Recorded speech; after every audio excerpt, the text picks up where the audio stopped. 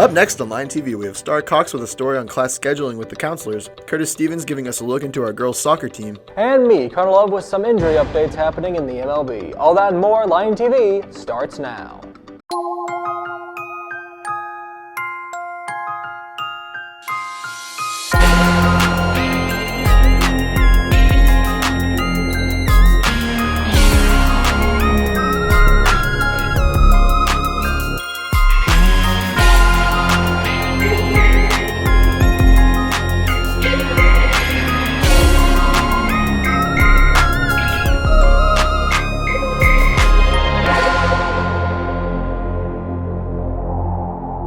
Good morning, Searcy High School, and welcome back to another episode of Line TV. I'm Linus Bowman. And I'm Jacob Shoei. I hope you enjoyed your wonderful weekend. Let's get right into some morning announcements. If you happen to see my co-anchor Linus and his cast and crew, be sure to congratulate them for winning Best Play this weekend at the Arkansas Young Playwright Competition. In addition to winning the competition, Linus also won $500 cash prize for his play, What a Mess. Theater is also proud of its other playwriter and Lion TV member Sarah Bremen and her cast and crew who made it to the finals this weekend with her play, The Truth. The FCCLA members competed in the Star Events competition this week in Hot Springs. The top two in each event advanced to the Nationals, which will be held in Seattle, Washington this summer. Congratulations to each of these ladies for all their hard work. Eva Duncan, gold medal in career investigation. Avery Moat, gold medal in fashion construction. Both are advancing to nationals.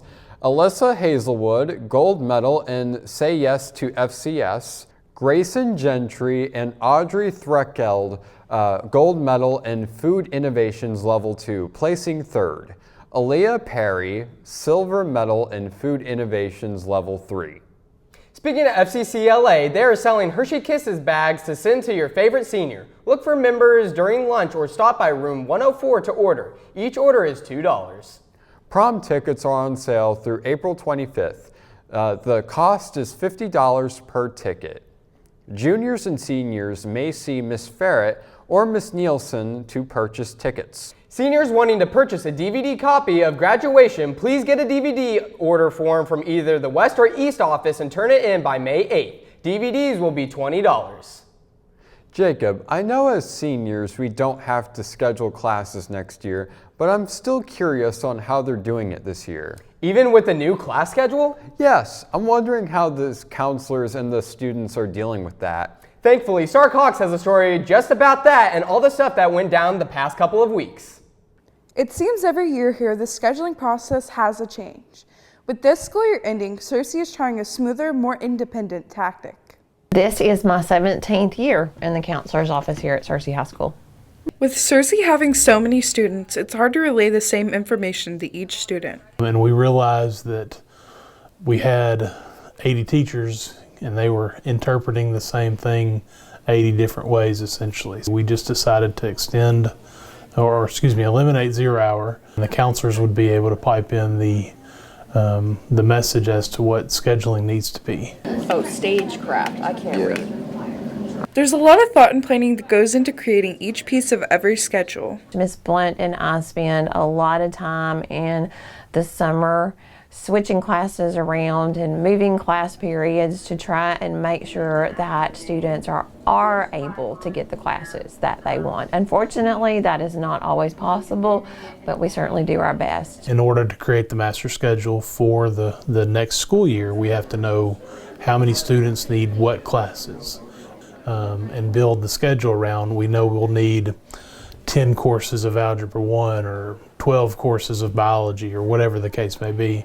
While Searcy staff works hard to meet state requirements, student input is still important. There is always room for improvement, and we try really hard to listen to our students as far as scheduling the classes that they want, adding the classes. We certainly try to listen to our students and meet their needs. We know we've got to be very mindful with how many classes we offer, how many teachers we need.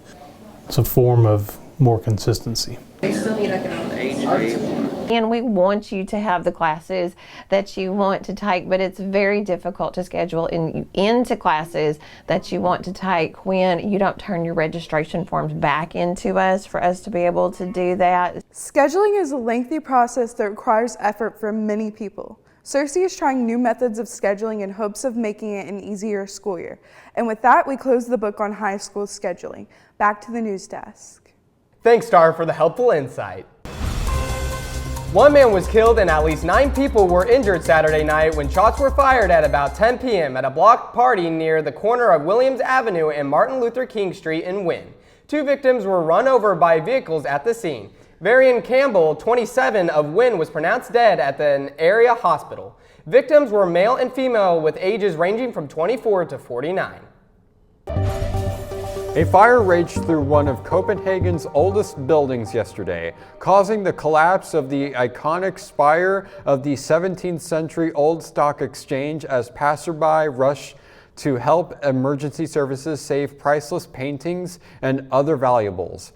Danish culture minister Jacob Engel Schmidt said it was, quote, touching to see how many people lent their hand to save art treasures and iconic images from the burning building.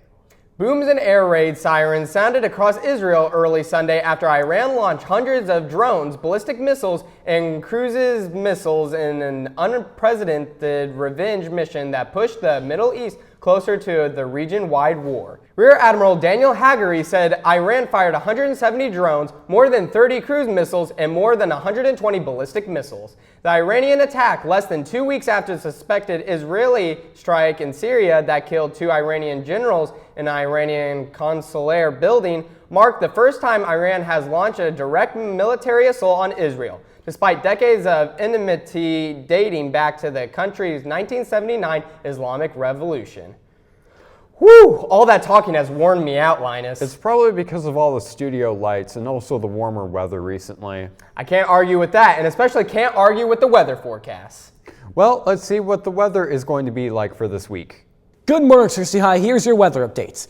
Today is going to be mostly cloudy with a high of 86, a rain at 11% chance, winds blowing southwest at 11 miles per hour, humidity at 64%, and your sun rose at 6:31 a.m. On to tonight.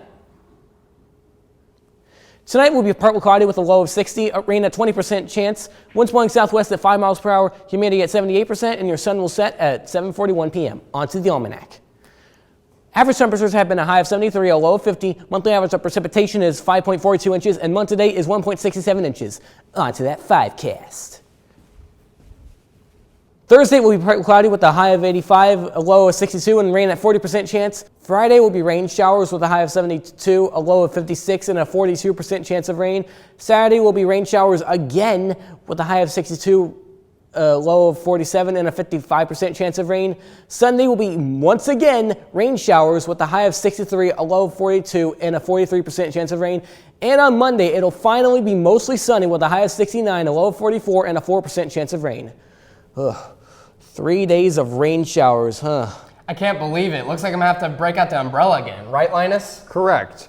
Hey Jacob, do you by any chance know what's for lunch today? I sure do. Today for lunch we'll be having barbecue pulled pork sandwich, classic cheese pizza, classic cheeseburger, fajita marinated chicken, crinkle cut fries, fresh red seedless grapes, ham and cheese wrap, and milk. Sounds absolutely delicious. Make sure to thank our amazing lunch ladies for all their hard work. I actually know another group has had their hard work paid off. And who is that? The girls' soccer team. I heard that Curtis had a story about the struggles that they had to face to get to where they're at now. Soccer is a very stressful sport, requiring a lot of stamina, fitness, and hard work. Sometimes this hard work can get to the players, even to the most experienced. I feel pretty confident. We've put in a lot of work in the off season. A lot of girls have just stuck to one sport this year, soccer.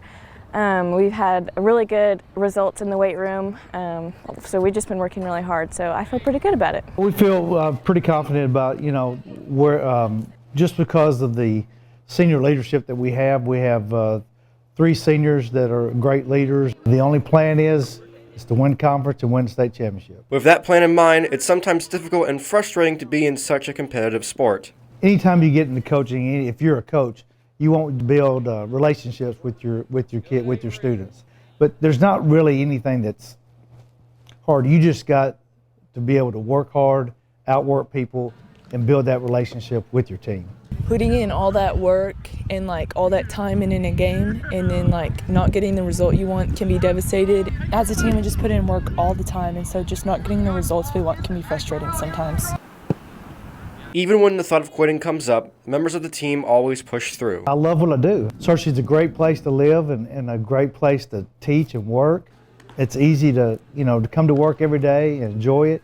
As long as you enjoy it and enjoy what you're doing and where you are, then there's no reason to quit. I've played soccer for like 14 years, so it's just like a really big part of my life, and at this point, like knowing it's my last year, I don't ever think about quitting. Not wanting to leave is mostly due to the soccer team being very successful, having won multiple championships. Last season it was hard because we had to step up as juniors and kind of try and lead the team, which we had never had to do before. Getting All-State my junior year, and then as a team, or senior year, going to the Bentonville tournament and just winning all the games was really special. My best moments were winning the All-State and All-Conference awards last year and my sophomore year. Winning the 4 state championships, anytime you can go out and win state championships and go out a winner, just the overall winning those 4 state championships. 3, 1, 2, 3, go Lady Lions! Winning is definitely what the soccer team excels at, even if many of them still suffer from hardships and stress. We hope that the soccer team has many more wins in the future.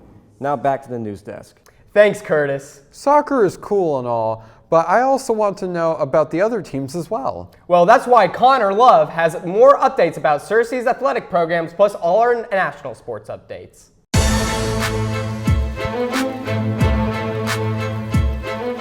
Good morning, Searcy High. Let's get right into these sports updates. In local news, the softball team played the West Memphis Blue Devils last Thursday on the senior night, make up for Wednesday night. The Lady Lions won this game with a whopping score of 14-2, bringing their conference record to 8-0 and their overall record to 11-4. The boys baseball team defeated Pocahontas 17-3, bringing the boys conference record to 6-2 and overall record to 11-7-1. The boys and girls soccer team played against the Valley View Blazers last Friday, with the boys winning 2-0 with Irvin Shala scoring a goal as well as Hayden Lee from a penalty.